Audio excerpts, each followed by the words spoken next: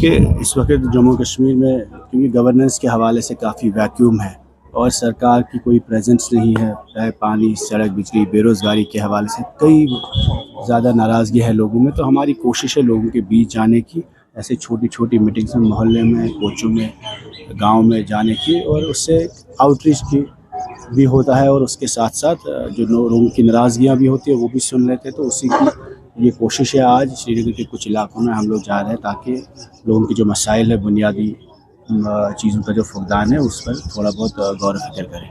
Sir, कल जो protest आपने कॉकरोच जनता पार्टी की, तो क्या आप हिमायत करते हैं कॉकरोच जनता पार्टी?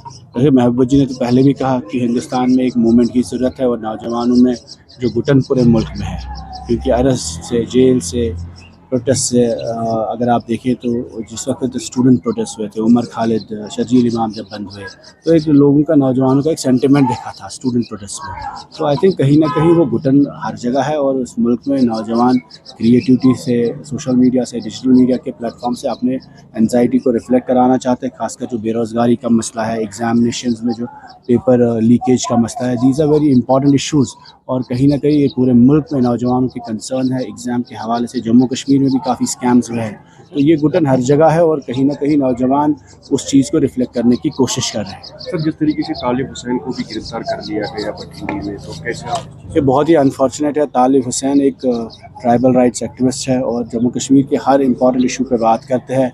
और तालिब को पहले भी अरेस्ट किया गया कुठवा रसाना केस से, और न सिर्फ हम उसकी मजम्मत करते हैं बल्कि हम चौधरी तालिब हुसैन की रिहाई चाहते हैं। और आज भी महबूबा जी ने भी उस पर बात की, हमारी पार्टी की तरफ से कई लोगों ने बात की। और मुसलसल तालिब हुसैन एक ऐसे शख्स है जिन्होंने जहाँ पर भी पहाड़ी, गुजर, बकरवाल, जो भी ट्राइबल लोग हैं, उनके खिलाफ जब भी कुछ ऐसे आफत आती है, मुसीबत आती है, तो उसके खिलाफ आवाज़ उठाते हैं। अनफॉर्चुनेटली जम्मू में बुलडोज़र चला और आज भी ट्राइबल्स के खिलाफ कई जगह बुलडोज़र चलाने की जो इक़दाम अभी भी जारी है, उस पर तालिब हुसैन जब आवाज़ उठाई तो उनको बंद कर दिया गया। It's unfortunate and we are seeking his release, immediate release from the jail. फारा साहब, जिस तरीके से रिन्यू मीटिंग के बारे में इसमें नेशनल कौंसिल काफ़ी बातें उठा रही है कि महबूबा मुफ्ती आखिर रिन्यू मीटिंग करने के लिए क्या गई, वो कोई एमएलए नहीं है, उनका कोई डोमेन नहीं है। देखिए, एम्स अवंतीपुरा वो महबूबा जी का ही प्रोजेक्ट है जिन्होंने वो इनिशिएट किया जब वो चीफ मिनिस्टर थी।